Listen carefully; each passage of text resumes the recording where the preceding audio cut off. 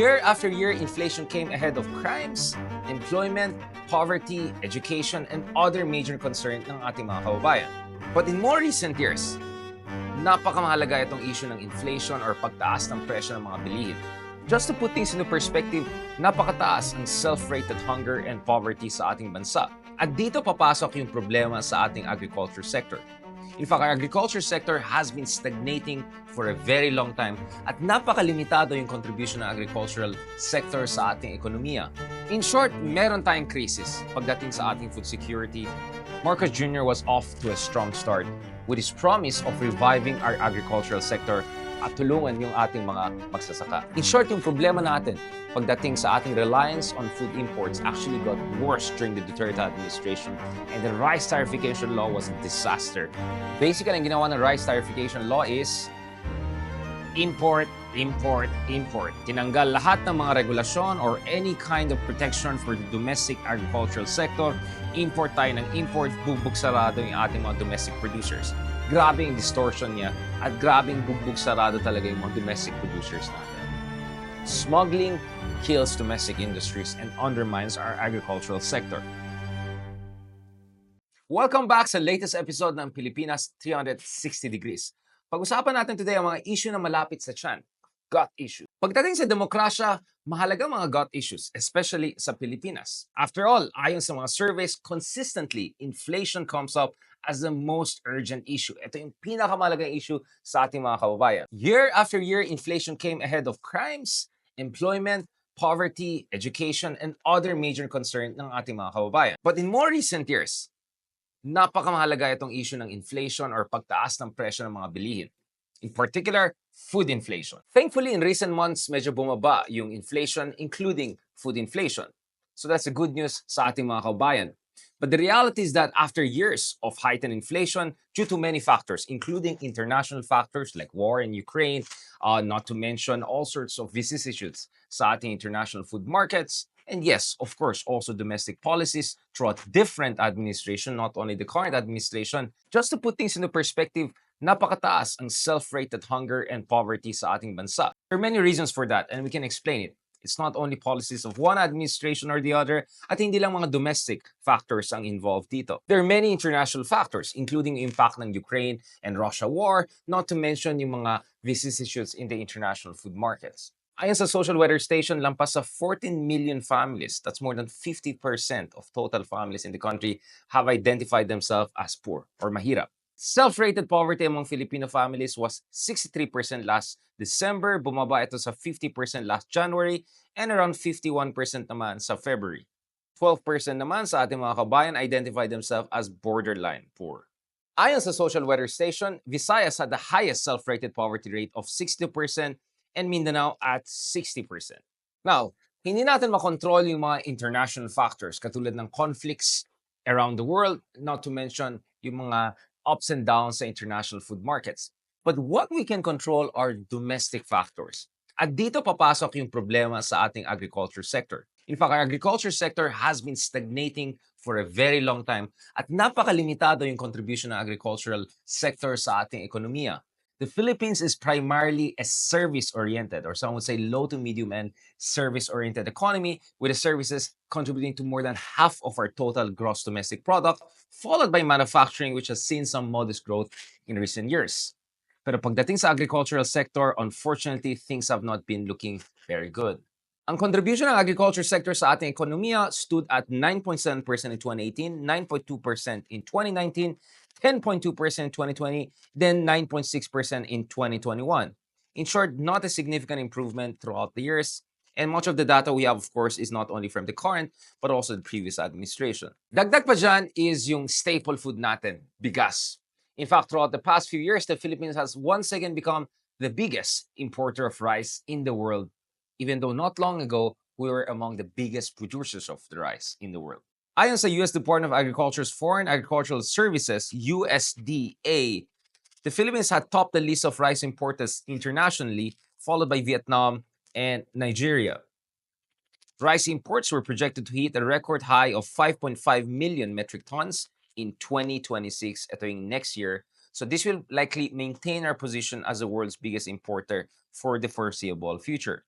Now, that also raises serious food security problems dahil ini-import natin yung mga rice na to sa mga dayuhan. At much of our imports actually comes from countries like Vietnam, which has accounted for more than 80, if not 90% of our total imports. That means we are dependent on Vietnam to feed our people. Dagdag pa dyan is yung aging population ng ating mga magsasaka. According sa mga datos, we have some of the oldest farmers in the world, which just tells you marami sa ating mga kabayan are having second thoughts about entering the agricultural sector, which doesn't portend well for our food security in the foreseeable future. In short, meron tayong crisis pagdating sa ating food security. And of course, kasama dyan is yung dependence natin on imports of staple foods katulad ng bigas. Against this background, understandable why for President Marcos Jr., napakamahalaga yung issue ng agrikultura. This is something that he emphasized throughout the campaign period and more importantly in his opening months and years of his administration. Huwag natin kalimutan yung pangako ni President Marcos Jr. na ibababa yung presyo ng bigas kada kilo. Now, one of the first and most notable things na ginawa ni President Marcos Jr. once he was in office was to appoint himself as the Agriculture Secretary. In a very important press conference early on, he made it very clear na may problema talaga tayo sa ating agricultural sector, well, based on all the numbers we have been discussing so far. Kaya nakita niya yung pangailangan ng decisive leadership to deal with this issue. The president was very clear about bakit niya ginawang sarili niya as interim agriculture secretary early on. As I said, I think the problem is severe enough that I've decided to take on the portfolio of Secretary of Agriculture, at least for now. The president reiterated this position during his first State of the Nation address. In fact, the opening minutes of his State of the Nation address focused on economics, particularly yung issue ng reforma sa ating agricultural sector, yung tulong sa ating mga magsasaka, and necessary mechanisms for reviving the Philippines' food supply capacity. That's why, even for critics like yours truly, who are not necessarily a fan of the president during the campaign period, we saw many signs of optimism, or at least some signs of optimism on the economic front. Accordingly, in fact, katulad ng sinabi ko sa isang column early on, Marcos Jr. was off to a strong start with his promise of reviving our agricultural sector at tulungan yung ating mga magsasaka. Why should we care about agriculture in the 21st century when everyone's talking about artificial intelligence, semiconductors, EV, and all sorts of high-end manufacturing? And after all, hindi ba quite successful ang Pilipinas as one of the fastest growing economies in the world when in fact we're mostly relying on services? Ayon sa mga eksperto, sa economic development, actually, napakamahalaga ang agrikultura sa national development, especially in countries like the Philippines. As the Cambridge-trained Joe Stodwell said in his book, How Asia Works, mahalaga ang agricultural sector for national development on 3 different levels. Unang-una, pag malakas yung agricultural sector mo, you can deal with rural poverty and in fact create even a middle class in your formerly poor regions or peripheral regions of the country. Nakita natin yan in all sorts of different successful countries, from post-war Taiwan to South Korea, and at some points of history in Europe and other today's first world countries. And guess what? Land reform was extremely important to creating high agricultural productivity. Once yung mga ordinaryong tao nagkaroon ng sariling lupa, they put all their efforts and energy into making it as productive as possible. And in many ways, household-based agriculture was one of the sparks for economic miracles across Asia in the post-war period. In fact, if you look at it, yung development ng agricultural sector also created a basic consumer market for rising industrializing countries. For instance, some of the first manufacturing products that were produced in Taiwan or South Korea were actually sold to the emerging middle class in their formerly rural, underdeveloped areas. Think about yung mga motorsiklo, or sometimes even the tractors, and all sorts of different industrial products that are important to agricultural development. Third, and this is very important, of course, pag malakas yung agricultural sector mo, that can support your urban population, give them food security, and of course, as the urban centers become important for industrialization, economic growth, they have to have a strong backbone. Kaya mahalagang develop ng agricultural sector for a holistic and comprehensive national development strategy. And that's why land reform and agricultural development was identified as one of the pillars of the economic miracles across Asia. Unfortunately, sa Pilipinas, we have one of the longest running land reform programs in the world, but also one of the least successful, at least compared to our more successful neighbors in Taiwan, South Korea, Japan, Vietnam, and whatnot. Ayon sa Asian Development Bank, for instance, in the Philippines, levels of economic inequality are much higher than in other parts of Southeast Asia. Although the incidence of poverty has decreased throughout certain years, poverty remains predominantly rural and fairly high at the level of more than one-third of the population by the early 2000s. About 49%, almost kalahati ng mga rural families rate themselves as poor, with poverty highest among landless and marginal farm families. Kaya yung Asian Development Bank na based dito sa Manila ay involved sa maraming projects to help the development of our agricultural sector. The ADB, for instance, has tried to help the Philippines with providing close to 60 different loan programs worth close to $2 billion throughout the decades. Kasi alam ng Asian Development Bank, katulad ng mga leading development economies, na mahalaga niya i-develop yung ating agricultural sector if the Philippines were to create truly inclusive development. It's one thing for the Philippines to be one of the fastest growing economies in the world, but it's another thing to create inclusive development, especially dun sa ating mga rural areas kung saan mataas yung incidence of poverty. Bakit natin in-emphasize yan? Because isa sa pinakamalaking problema sa ating bansa is that we have high growth, but at the same time, when it comes to poverty and self-rated hunger, we don't see much improvement throughout the decades.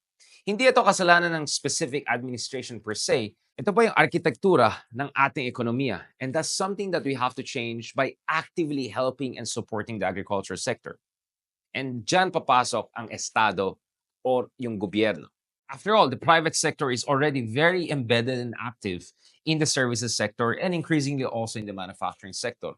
Pero kailangan talaga natin tulungan yung agricultural sector natin because this is about food security, this is about poverty alleviation, at dapat tulungan din natin yung ating mga kabayan sa rural area where incidence of poverty are much higher than in other sectors and parts of the country. To be fair, the Marcos Jr. administration has tried to deal with the food security problem in the country and try to develop the agricultural sector, but difficulties abound. For instance, the other year, the administration introduced price caps.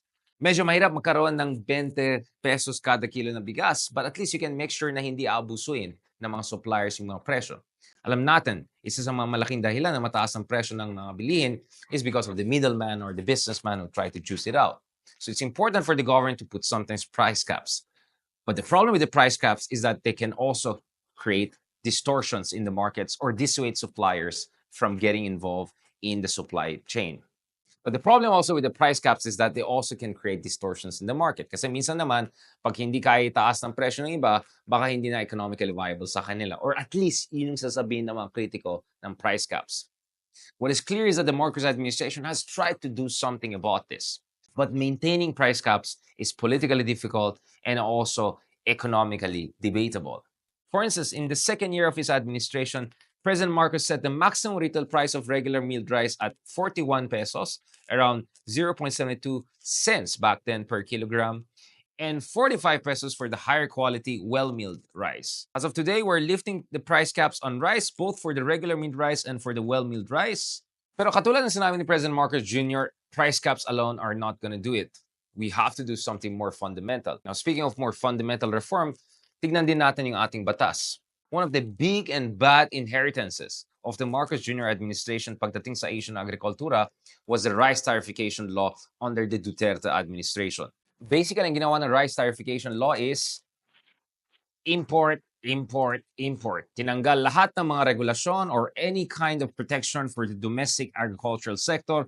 Import tayo ng import, bugbog sarado yung ating mga domestic producers. Now, while importing a lot may have served the business interests of a lot of people, and to be fair, also brought down, or at least theoretically was supposed to bring down yung presyo ng bigas, which really didn't turn out so successful over time, kawawa naman yung ating domestic producers, especially yung ating mga magsasaka who are already suffering a lot throughout the decades.